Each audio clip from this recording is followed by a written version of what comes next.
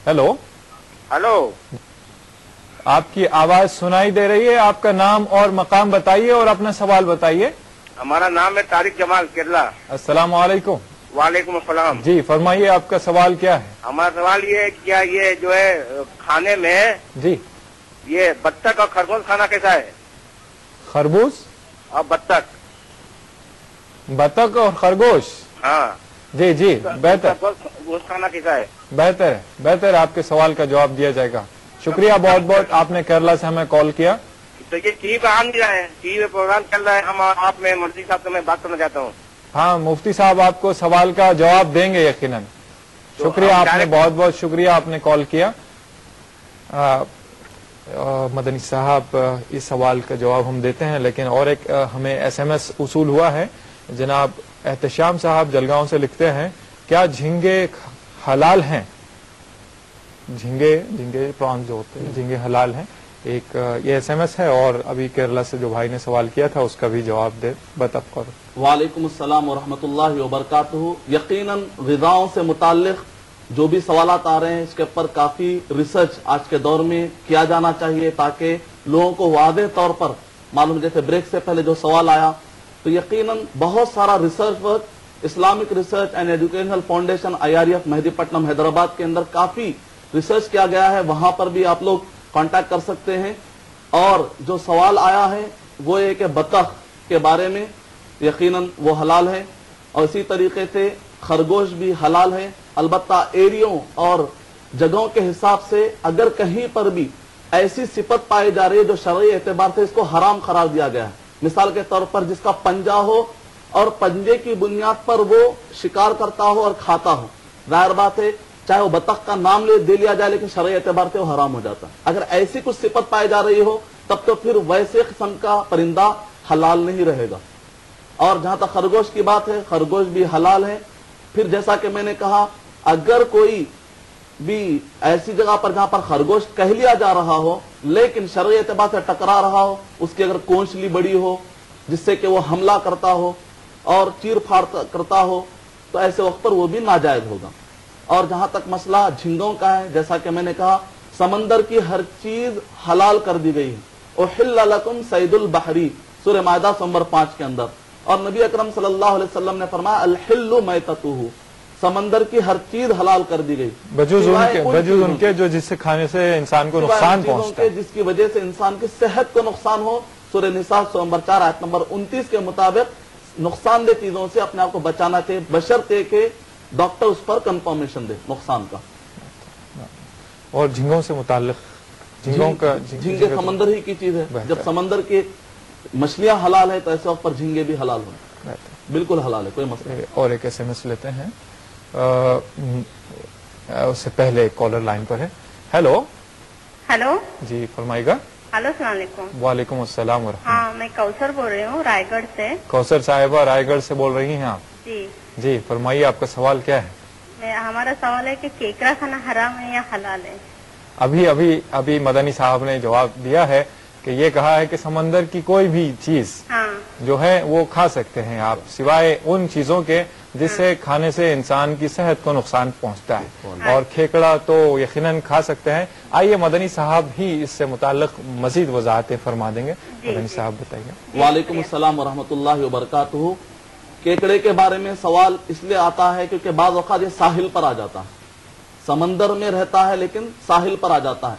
और इसी तरीके से मगरमच्छ के बारे में भी कि वो रहता तो समंदर में है, पानी में, फिर कभी साहिल पर आता। समंदर की मैं बातें कह रहा हूं, तो समंदर का चाहे वो मगरमच्छ हो और इसी तरीके से चाहे केकड़ा हो, अगरचे के साहिल पर आ जाता है लेकिन अक्सर उनका गुजारा समंदर में होता है। तो जिनका भी गुजारा अक्सर समंदर में होता है और उनको समंदरी जानवर कहा जाता है। मिसाल के तौर पर परिंदा हवा में उड़ता है, जमीन पर रहता है, लेकिन कभी कभी समंदर में पानी पीता है, तो ऐसे वक्त पर हम चील को हलाल नहीं कह देंगे या हराम परिंदे को हलाल नहीं कह देंगे क्योंकि वो समंदर में गया, क्योंकि इंसान भी समंदर में जाता है, फिर वो भी हलाल हो जाएगा।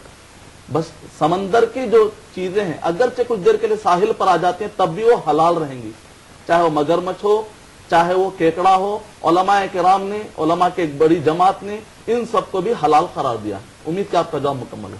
बहुत बहुत शुक्रिया मदनी साहब। ایک SMS لے لیتے ہیں. مجیب صاحب حیدرآباد سے لکھتے ہیں, صاحب if any person gets job through fake certificate, the job is haram,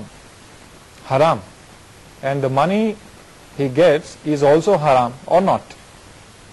جیسے عام طور پر یہ رواج ہو گیا ہے کہ کئی لوگ جو ہے آسانی سے کامیابی حاصل کرنے کے لیے یا شارٹ کٹ مارنے کے لیے کہیں فیک سرٹیفکیٹ حاصل کر لیتے ہیں اور کسی طرح سے نوکری بھی حاصل کر لیتے ہیں, تو اس سے جو آنے والا معاوضہ ہے, جو اماؤنٹ ہے, وہ بھی تو ایک حرام ہی چیز ہوئی, کیونکہ دھوکہ دے کر انہوں نے جاب لیا ہے. تو اس سے متعلق اسلام کی کیا وضاحتیں ہیں, بیان فرمائیں گے. وعلیکم السلام ورحمۃ اللہ وبرکاتہ. سورہ مائدہ سورہ نمبر 5 آیت نمبر 1, یا ایھا الذین آمنوا اوفوا بالعقود, اے وہ لوگو جو ایمان لائے ہو عہد و پیمان کو پورا کرو. سورہ بنی اسرائیل سورہ نمبر 17 آیت نمبر 34, وَأَوْفُوا بِالْعَهْدِ إِنَّ الْعَهْدَ كَانَ مَسْئُولًا, وعدوں کو پورا کرو کیونکہ وعدے پوچھے جائیں گے, وعدہ خرچ کے برابر ہے. تو اس کی روشنی میں جو کوئی بھی اصول طے ہو جاتے ہیں, ہم کو چاہیے چاہے ہم مسلم ملک میں ہوں چاہے غیر مسلم ملک میں ہو, جو اصول قوانین بن جاتے ہیں ان کی پابندی کرے. تو اس کی روشنی میں فیک سرٹیفکیٹ, یعنی ایک آدمی وہ پڑھا نہیں ہے لیکن اس کی سرٹیفکیٹ نکال لیتا ہے, ڈگری کیا نہیں لیکن ڈگری کی سرٹیفکیٹ ڈگری نکال لیتا ہے, تو ایسے وقت پر یہ جائز نہیں ہے, اور اس پر جو بھی ارننگ آئے گی وہ سب کی سب حرام ہوگی. اور اگر کسی نے شروعات کر دی ہے تو توبہ کر لینی چاہیے. توبہ کرنے کے بعد اب اگر وہ شروع کرتا ہے یہاں پہ معلوم ہو جانے کے بعد, تو اللہ سبحانہ تعالیٰ اس کو معاف فرمائے. آمین.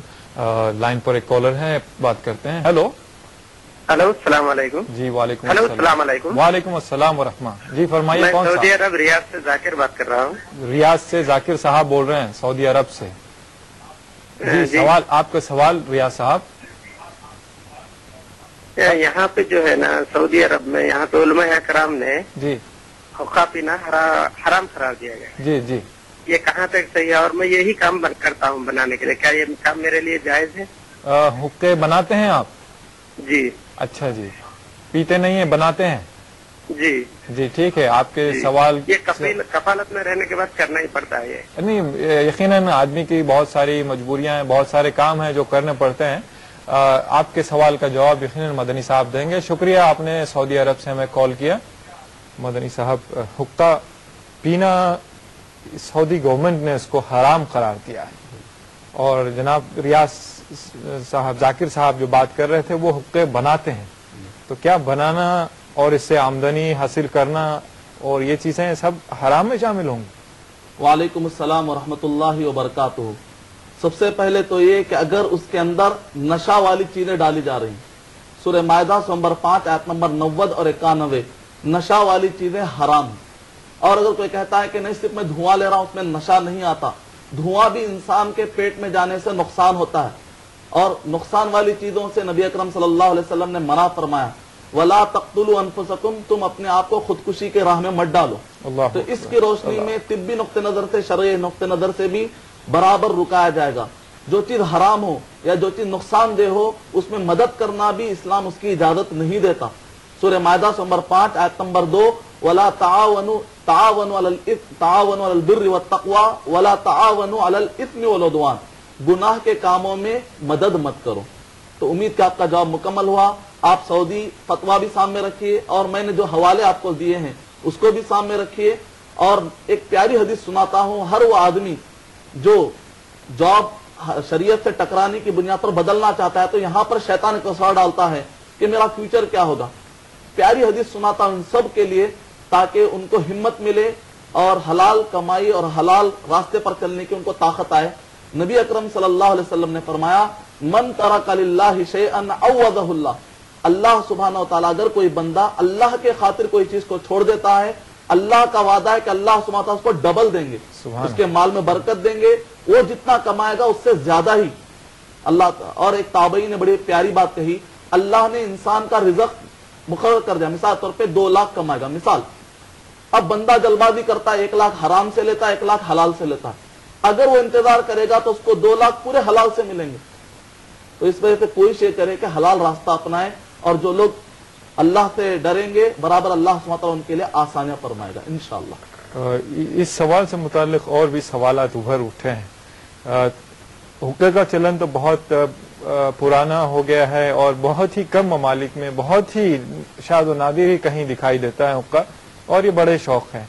आमतौर पर अहबाब सिगरेट नोशी करते हैं, तंबाकू नोशी करते हैं, जर्दा खाते हैं, नास इस्तेमाल करते हैं और ऐसी बहुत सारी जो चीजें हैं जो तंबाकू से बनती हैं। तो इनसे मुताल्लिक भी थोड़ी वजाहतें फरमा दें।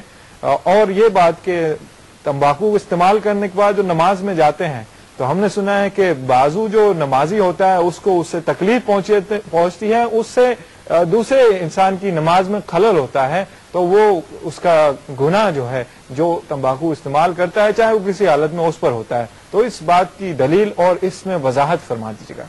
वालेकुम अस्सलाम व रहमतुल्लाहि व बरकातुहू। सूरह माइदा नंबर 5 आयत नंबर 90 91